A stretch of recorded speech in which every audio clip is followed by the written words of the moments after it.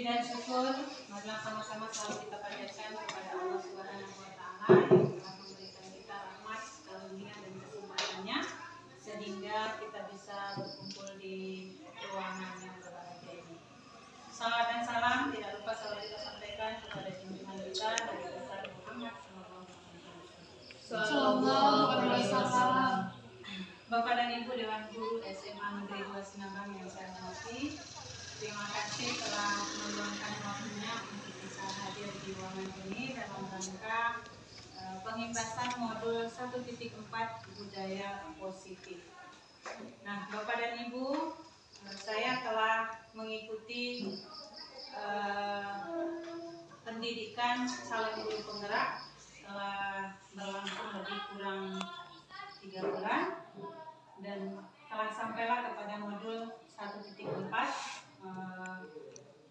Materinya adalah budaya positif. Nah, budaya positif ini perlu kita terapkan di lingkungan kita masing-masing, terutama di lingkungan sekolah kita. Nah, di pendidikan calon guru penggerak dibekali tentang ilmu bagaimana menerapkan budaya positif di sekolah. Nah, setelah kami mempelajarinya hari ini,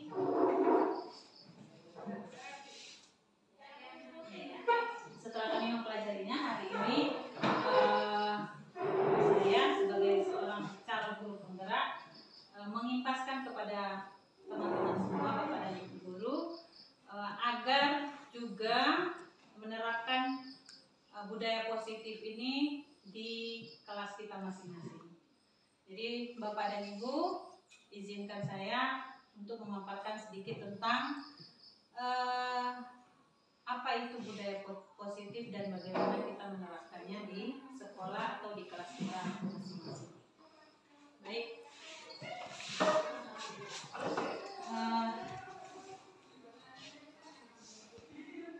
Mulai dari pembuka ini ada foto dari Ki Hajar Dewantara.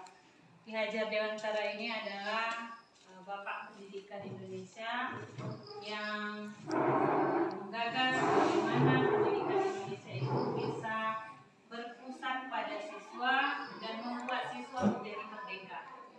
Jadi Ki Hajar Dewantara dengan ide-idenya, dengan pemikiran-pemikirannya merancang pendidikan supaya pendidikan itu menjadi hal yang menyenangkan bagi siswa dan siswi kita. Nah, kita sampai pada kata apakah makna budaya positif, apa contoh penerapan positif yang telah kita terapkan. Nah, budaya positif itu sendiri di sekolah yaitu nilai-nilai dan kebiasaan-kebiasaan di sekolah yang berpihak pada peserta didik agar mereka dapat berkembang menjadi pribadi yang kritis, penuh hormat dan bertanggung jawab. Jadi itu yang dimaksud dengan budaya positif, artinya kebiasaan-kebiasaan yang perlu kita munculkan pada anak-anak didik kita agar mereka dapat berkembang menjadi pribadi yang baldatun thayyibatun, mungkin kalau bahasa kita sehari-hari ya, menjadi pribadi-pribadi yang beradab dan berakhlak mulia. Kemudian dari kalimat budaya positif tadi ada perubahan paradigma yang selama ini kita beranggapan bahwa di sekolah itu ada aturan-aturan dan aturan-aturan itu harus kita kerjakan. Kalau tidak kita kerjakan maka akan mendapatkan hukuman. Nah, biasanya hukuman ini tidak disukai oleh anak-anak didik kita. Benar ya Bapak dan Ibu? Ya, sehingga anak-anak didik kita tidak suka dengan peraturan. Tidak suka dengan peraturan. Nah, banyak dari anak-anak didik kita bahkan melanggar peraturan-peraturan itu sendiri. Sehingga melalui perubahan perubahan paradigma ini kita sesuai dengan tadi pemikiran Ki Hajar Dewantara bahwasanya murid itu harus merdeka.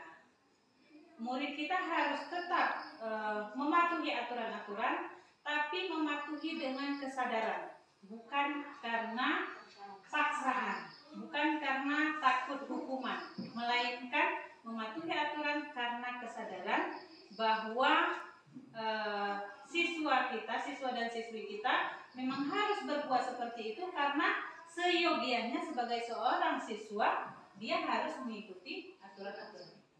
Nah, kita berharap seperti itu sehingga dipelajarilah budaya positif tadi. Baik, filosofi pendidikan Ki Hajar Dewantara itu. Gak muat. Baru berapa menit? 5, 6.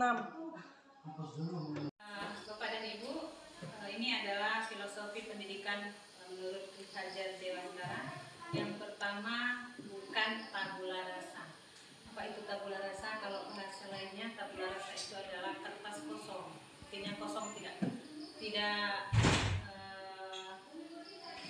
ada apa-apa. Jadi anak didik kita ini bukan tabula rasa, bukan kertas kosong, tapi sudah ada bawakannya masing-masing, sudah ada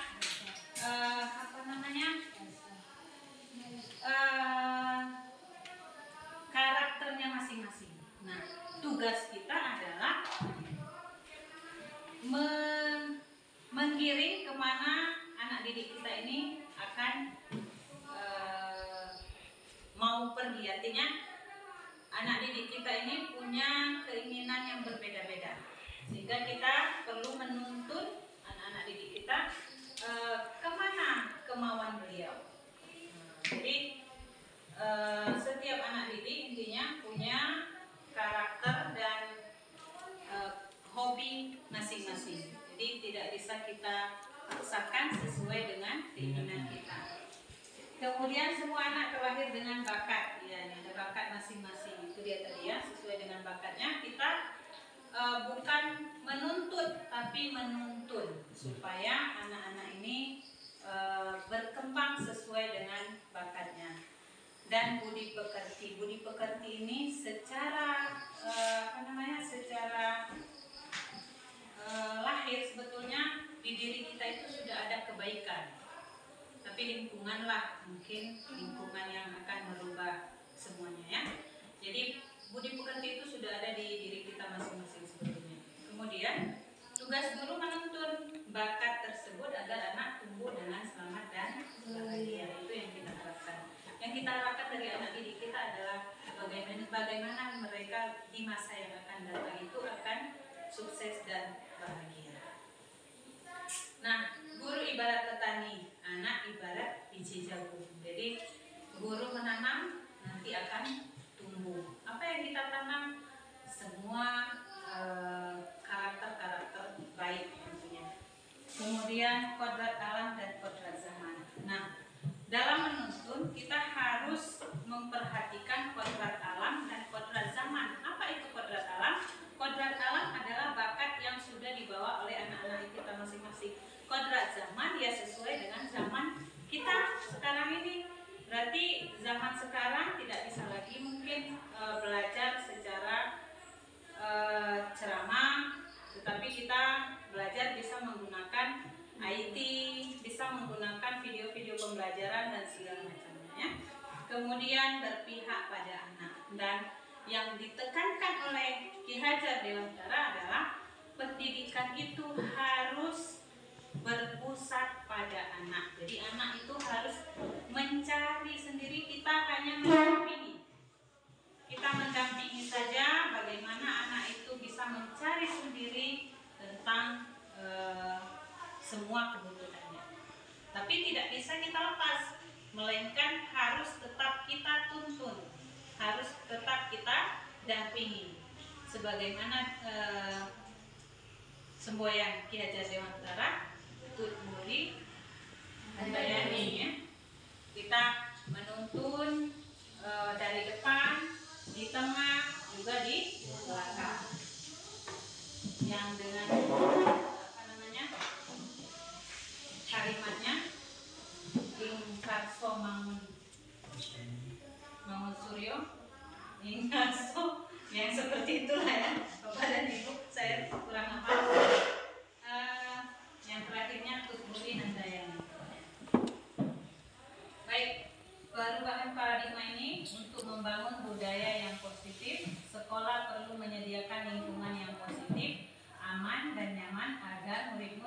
berpikir, bertindak, dan mencipta dengan merdeka, mandiri, dan bertanggung jawab.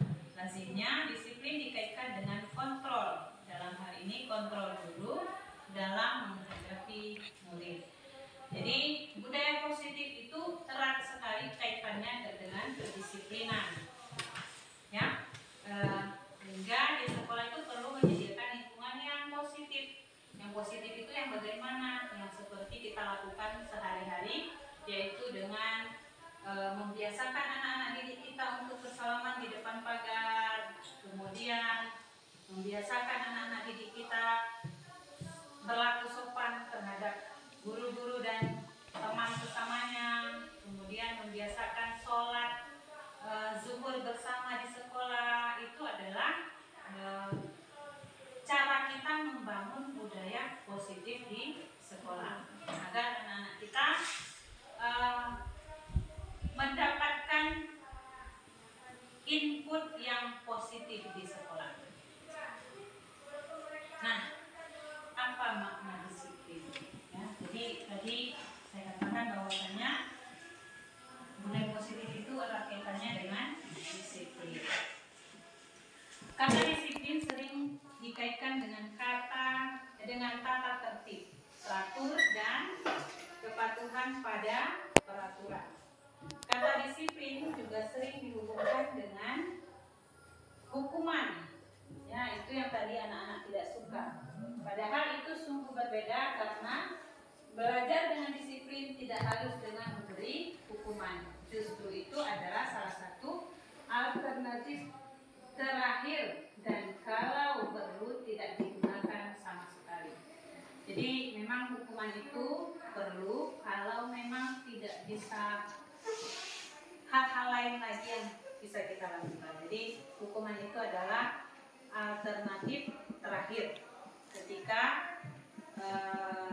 hal-hal lain tidak bisa kita terapkan. Tapi kita usahakan jangan sampai kita memerlukan kata hukuman. Nah, Ki Hajar Dewantara menyatakan bahwa untuk mencapai kemerdekaan atau dalam konteks pendidikan kita saat ini dan untuk menciptakan murid yang merdeka, syarat utamanya adalah harus ada disiplin yang kuat. Disiplin yang dimaksud adalah disiplin diri yang memiliki motivasi internal. Jika kita tidak memiliki motivasi internal, maka kita memerlukan pihak lain untuk mendisiplinkan kita. Nah, jadi disiplin itu sebetulnya adalah perilaku internal. Ketika internal itu dari diri kita ya. Jadi kita membiasakan diri kita untuk disiplin. Ketika diri kita tidak bisa disiplin, maka perlu orang lain untuk mendisiplinkan kita. Jadi perlu ada orang lain untuk membuat kita disiplin, gitu ya. Nah, ada teori motivasi perilaku manusia. Ada 3, yaitu untuk menghindari ketidaknyamanan atau hukuman, apa yang akan terjadi apabila saya tidak melakukannya. Ini motivasi eksternal, itu tadi yang dari dalam. Jadi misalnya ada sesuatu aturan, saya tidak mau melanggar aturan ini, supaya apa? Supaya saya tidak dihukum, itu ya. Itu motivasi eksternal. Motivasi internal. Ini yang pertama, ini internal maksudnya ya. Ini dari dalam diri. Internal. Baru yang kedua, untuk mendapatkan imbalan dari orang lain atau institusi, apa yang akan saya dapatkan apabila saya melakukannya? Berarti misalnya saya melakukan sesuatu, apa yang saya dapatkan? Itu adalah motivasi eksternal. Kalau yang tadi internal itu dari dalam diri ya. Kemudian untuk menghargai diri sendiri, menjadi insan sesuai harapan kita. Saya akan menjadi orang seperti apabila saya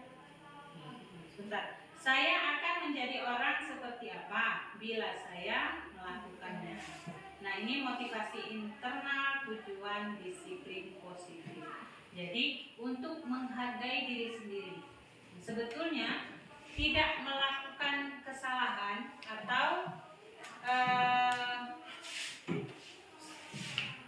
tidak melanggar aturan. Nah, seperti itu ya. Tidak melanggar aturan itu adalah upaya untuk menghargai diri sendiri. Karena kenapa? Kalau kita melanggar aturan berarti kita tidak menghargai diri kita sendiri. Karena orang lain nanti akan melihat kita berbuat salah.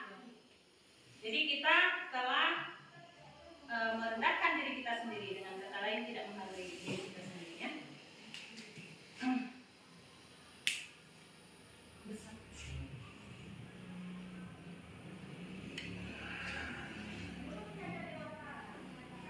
Ya. Nah, untuk menciptakan kedisiplinan tadi, maka kita perlu membuat keyakinan kelas namanya. Jadi ada keyakinan kelas, ada hukuman dan ada penghargaan. Tapi yang perlu kita buat itu adalah keyakinan kelas. Kita jangan sampai berbuat itu karena takut dihukum, juga karena ingin dihargai, melainkan karena keyakinan kita bahwa saya menghargai diri saya sendiri. Itu tadi ya. Mengapa tidak peraturan saja? Mengapa harus keyakinan kelas? Mengapa kita memiliki peraturan harus menggunakan helm bila mengendarai kendaraan roda 2? Mengapa? Ya. Karena kita yakin kalau nggak pakai helm, kalau kecelakaan bisa berbahaya. Iya, betul sekali Pak Teguh ya. Jadi jangan kita pakai helm itu karena takut ditilang.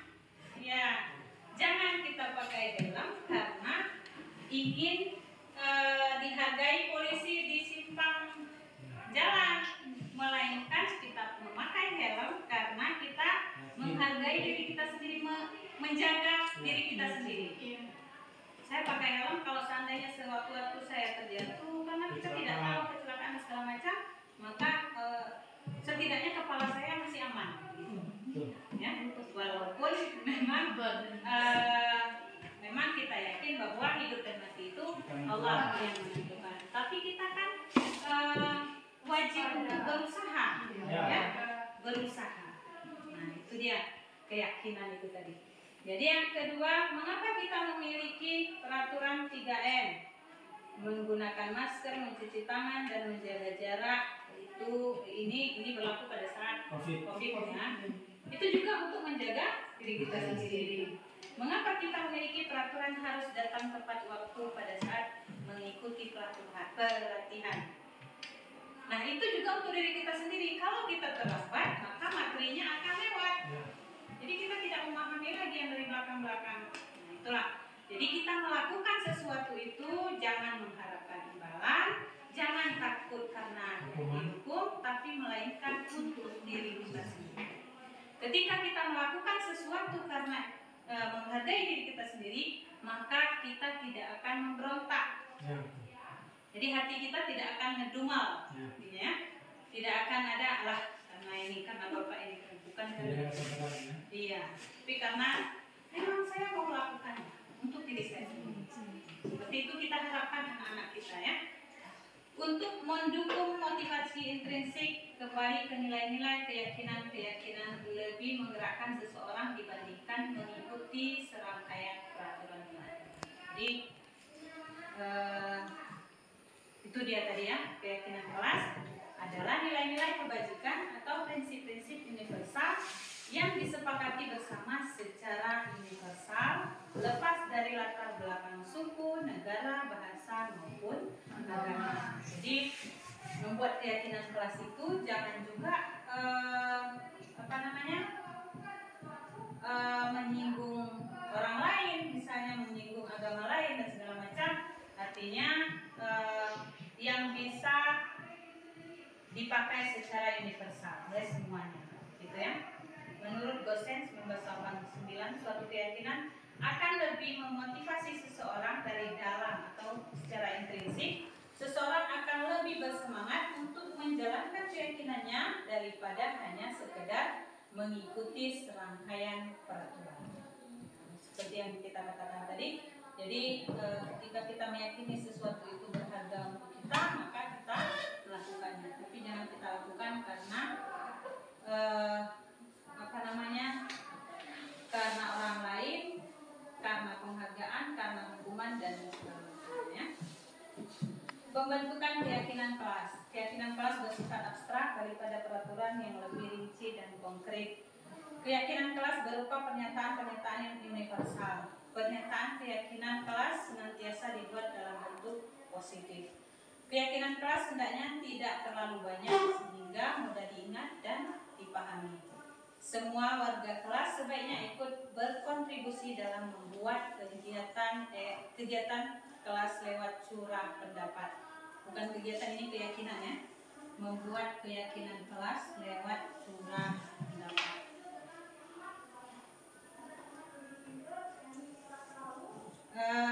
Bersedia meninjau kembali keyakinan kelas dari waktu-waktu.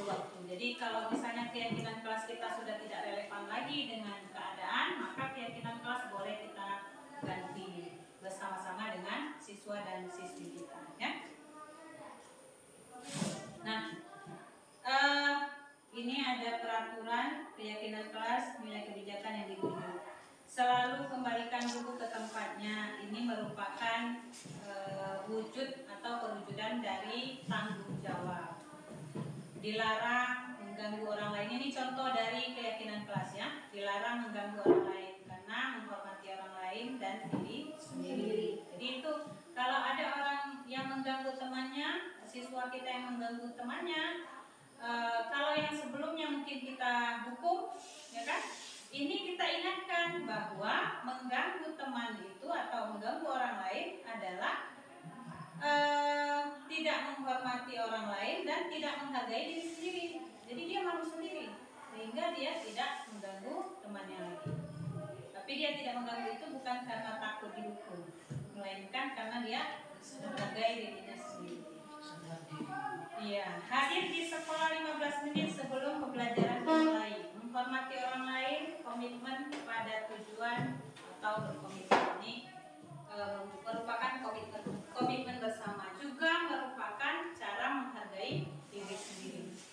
Dilarang melakukan kekerasan. Ini keselamatan, menghormati orang lain.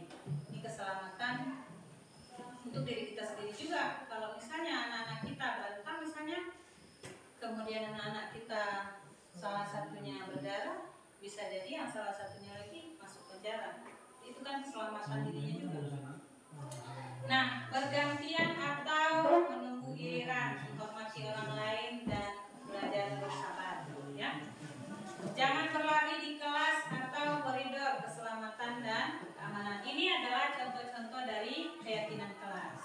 Kalau yang sebelumnya kita buat peraturan seperti ini, kemudian sebelahnya kita buat hukuman. Kalau melanggar ini maka akan dihukum ini, melanggar ini akan dihukum ini. Jadi anak-anak merasa tidak suka dengan peraturan itu karena ada hukumannya. Tapi kalau kita buat keyakinan kelas, maka anak-anak malu sendiri kalau dia tidak melakukan atau mengikuti keyakinan kelasnya, karena di situ bahasanya menghargai diri sendiri. Berarti kalau dia tidak melakukan melanggar peraturan, berarti dia tidak menghargai dirinya sendiri.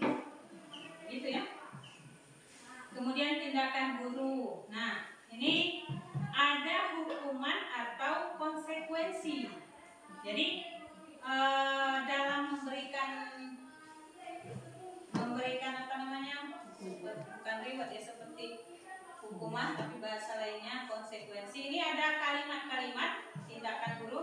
Misalnya mencatat 100 kali di buku kalimat, saya tidak akan terlambat lagi karena terlambat ke sekolah.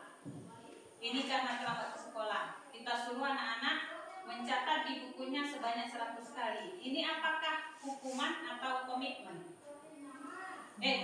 Konsekuensi. Apakah hukuman atau konsekuensi? Kita membedakan antara hukuman dan konsekuensi. Di bawahnya lari mengelilingi lapangan basket 2 kali karena terlambat hadir di sekolah. Hukuman ya. Kemudian murid diminta untuk push up 15 kali karena tidak menggunakan masker. Ini hukuman. Menggantikan kertas tugas teman yang telah dicoret-coret. Konsekuensi. Jadi kita membedakan antara hukuman dan konsekuensi. Jadi konsekuensinya harus diganti diganti karena sudah dicoret-coretnya buku temannya. Kemudian meminta murid tidak mengenakan sepatu seharian di sekolah karena tidak mengenakan sepatu hitam. Ini adalah hukumannya. Lari mengelilingi lapangan basket karena selama 10 menit ini juga hukuman. Jadi kita bisa membedakan yang mana hukuman dan mana konsekuensi. Nah ini dia jawabannya tadi ya. Hukuman, konsekuensi. Oke. Perbedaan hukuman dan konsekuensi. Hukuman sesuatu yang menyakitkan harus terjadi. Tak suka.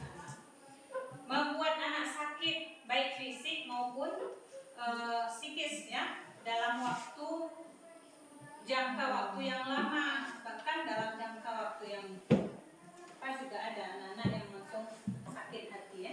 Kemudian anak membenci kedisiplinan, tak suka anak-anak kedisiplinan. Paksaan, mendorong anak menyakiti diri sendiri, konsep diri yang buruk. Anak belajar untuk menyembunyikan kesalahan. Marah, rasa bersalah, dipermalukan, merasa tidak dihargai. Itulah output dari hukuman. Kalau konsekuensi sesuatu harus terjadi, membuat anak merasa tidak nyaman dalam jangka waktu pendek. Konsekuensi itu karena perbuatan maka harus misalnya menumpahkan air, harus ganti airnya. Konsekuensinya kan begitu. Tapi itu kan juga nggak disukai oleh anak. Nah, anak menghargai disiplin, stimulus tanggapan, mendorong anak agar mudah menyesuaikan diri, konsep diri yang baik, anak belajar untuk mematuhi peraturan. Kehilangan hak dibuat tidak nyaman, diasingkan untuk sementara. Nah itulah perbedaan antara hukuman dan konsekuensi. Oke, Bapak dan Ibu, secara manusiawi ada 4 kebutuhan dasar manusia. Yang 5 ya, ada 5 kebutuhan dasar manusia. Yang pertama itu survive. Survive itu adalah bertahan ya, tahan. Yang kemudian penguasaan, kebebasan, kesenangan, cinta kasih atau diterima. Ini adalah kebutuhan dasar manusia. Jadi seorang anak pasti membutuhkan kebutuhan dasar ini. Jadi ada anak-anak atau siswa-siswi kita yang kenapa dia suka misalnya mengganggu temannya, ternyata dia sedang memenuhi kebutuhan kesenangannya. Ternyata dia senang kalau dia mengganggu temannya. Kalau temannya udah merajuk atau apa, ada kesenangan tersendiri di dirinya. Jadi ketika anak berbuat salah itu jangan serta-merta kita marahi, kita hukum, tapi kita tanya dulu kenapa dia berbuat seperti itu. Apa alasannya sehingga dia berbuat seperti itu? Alasannya pasti tidak akan jauh dari 5 ini. Ada yang cari perhatian, anak kita ya, cari perhatian. Itu adalah anak-anak yang membutuhkan cinta kasih atau ingin diterima. Karena mungkin tidak didapatkannya di keluarga, di lingkungan rumahnya, sehingga dia cari di sekolah. Nah, sehingga kadang-kadang pekerjaan anak-anak kita ini membuat teman-temannya terganggu. Jadi inilah tugas kita sebagai guru, bagaimana cara kita untuk menghadapi anak-anak yang memenuhi 5 kebutuhan ini di sekolah. Ya, kebutuhan survive ini, penguasaan, kebebasan, kesenangan, dan cinta kasih. Penguasaan juga ada anak-anak kita kan, ingin menguasai kelasnya. Semua dia aja yang bisa. Ada anak-anak kita yang seperti itu. Ya. Jadi ini ada satu permasalahan. Ibu Ani, guru kelas 5 SD Pelita Hati, sedang bingung menghadapi ulah salah satu murid di kelasnya, yaitu Agus. Beberapa anak telah datang dan mengeluhkan Agus yang seringkali meminta bekal makan siang mereka dengan paksa. Jika Anda menghadapi situasi seperti Ibu Ani, apa yang Anda lakukan? Kira-kira apa alasan Agus melakukan? Nah, untuk menyelesaikan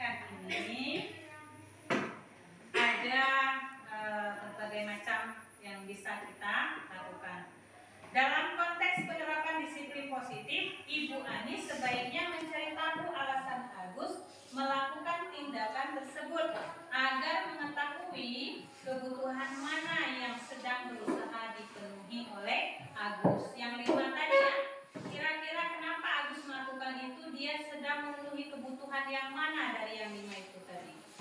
Apabila jawaban Agus karena ia lapar dan orang tuanya tidak membekalinya, tidak memberinya bekal, maka kebutuhan yang sedang dipenuhi Agus adalah survive, berarti kebutuhan bertahan hidup. Nah, bagaimana nanti menyikapinya akan ada caranya ya.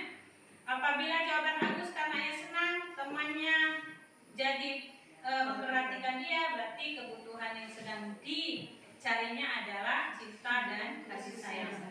Apabila jawaban Agus dia merasa hebat karena temannya jadi takut dan menuruti keinginannya, berarti kebutuhan yang sedang dipenuhinya adalah penguasaan, menguasai ya. Apabila jawaban Agus karena dia merasa bosan dengan bekal yang dibawakan ibunya karena selalu membawakan bekal yang sama, kebutuhannya adalah kebebasan. Berarti dia nggak bebas dengan kemauannya.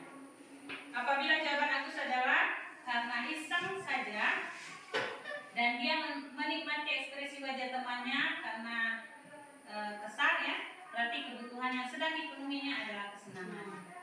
Nah, untuk menghadapi atau menyelesaikan masalah tadi, ada 5 posisi kontrol yang bisa kita lakukan.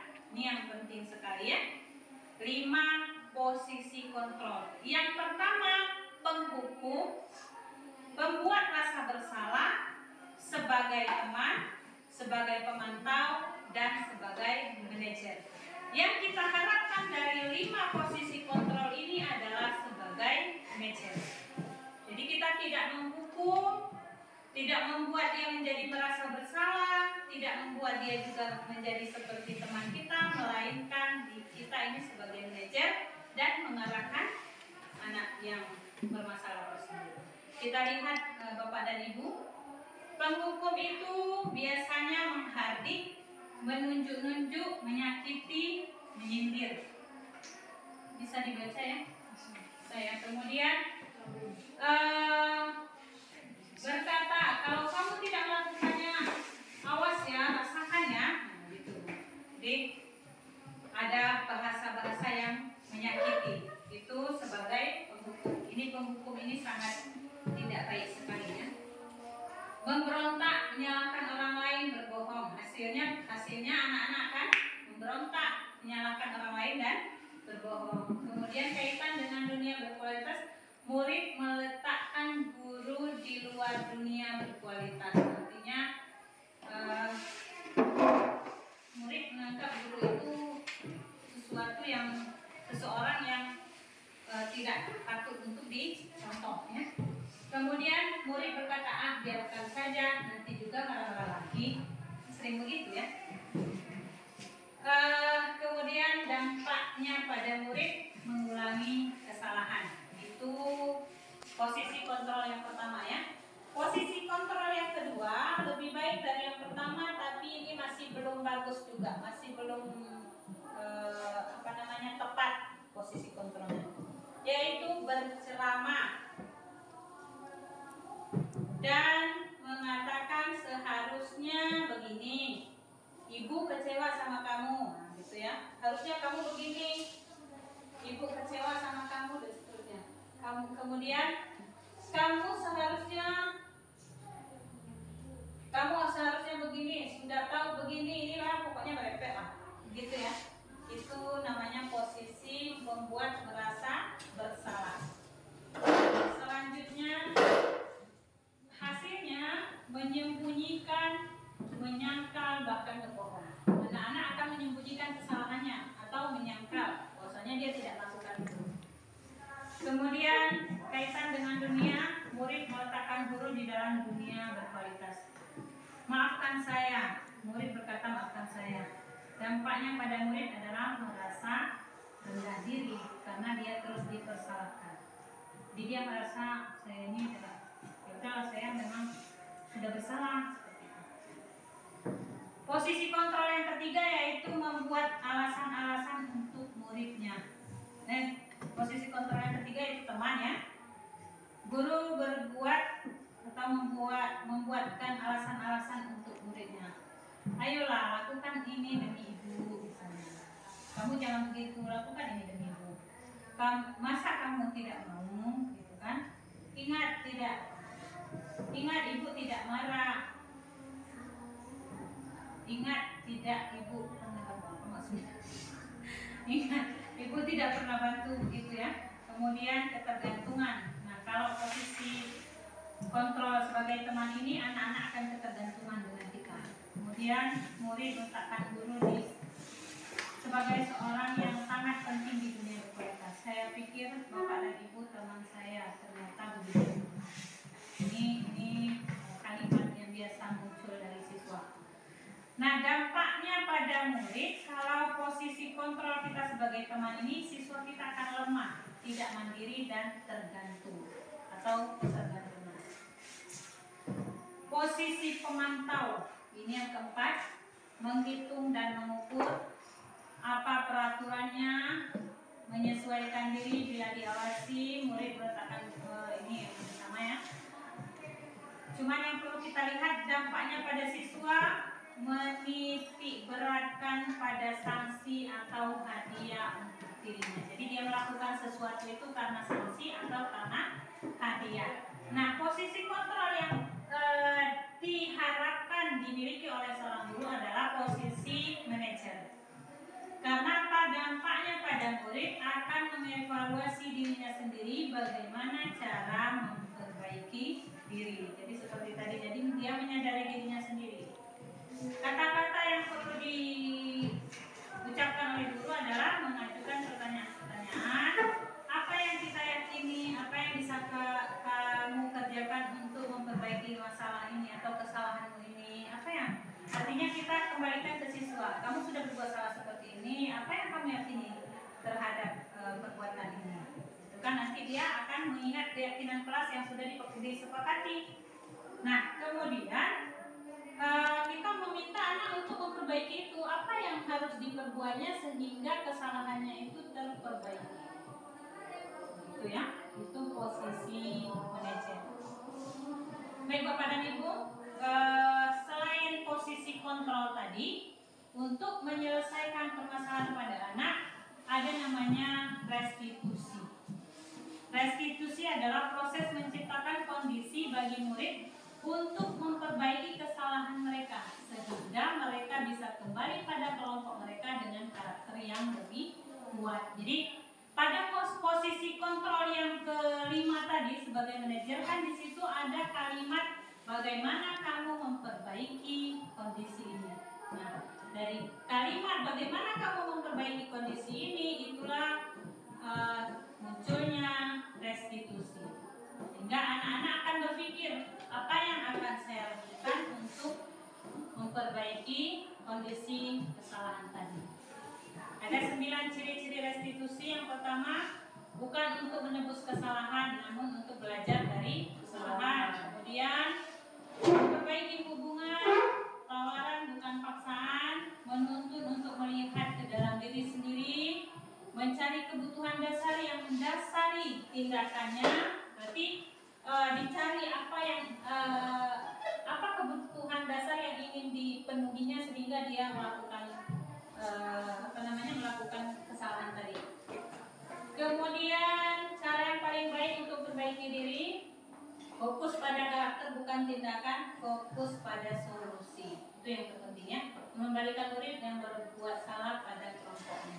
Intinya, nah ada namanya segitiga restitusi. Segitiga restitusi itu dimulai dari validasi tindakan yang salah. Apa yang dilakukannya ya? Kamu tentu punya alasan mengapa melakukan itu. Itu kita memberikan pertanyaan. Kamu tentu punya alasan untuk melakukan kesalahan itu. Apakah cara yang lebih efektif untuk mendapatkan apa yang kamu butuhkan? Nah, jadi langkah pertama adalah validasi. Langkah pertama dari segitiga restitusi ini. Kemudian menanyakan keyakinan. Setelah kita memvalidasi, kita tanyakan, kamu tahu kan tentang keyakinan kelas kita tentang perbuatan ini. Setelah menanyakan keyakinan kelas, baru menstabilkan identitas. Menstabilkan identitas ini adalah memperbaiki kesalahan tadi. Bagaimana atau apa yang harus dilakukan untuk memperbaiki kesalahan itu tadi. Baik Bapak dan Ibu, itu tadi pembahasan tentang budaya positif. Jadi budaya positif yang perlu kita terapkan kepada anak-anak kita ini, jangan sampai membuat anak-anak merasa bersalah dan terhukum. Jadi kita berusaha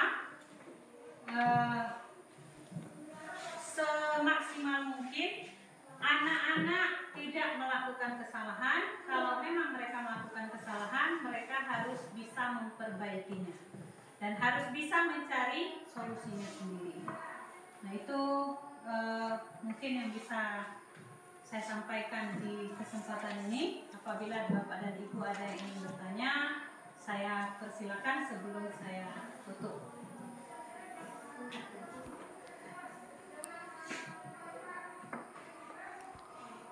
Baik Bapak dan Ibu, itu tadi pemaparan saya. Apabila ada yang mau ditanyakan, saya persilakan. Dan mungkin bertanya, Pak Teguh. Silakan atau Ibu. Mungkin ada pertanyaan? Bu Iin? Ada pertanyaan? Bu Evi ya, silakan Bu Evi. Baiklah, berdiri nggak? Oh ya, berdiri. Baiklah, perkenalkan nama saya Evi ini.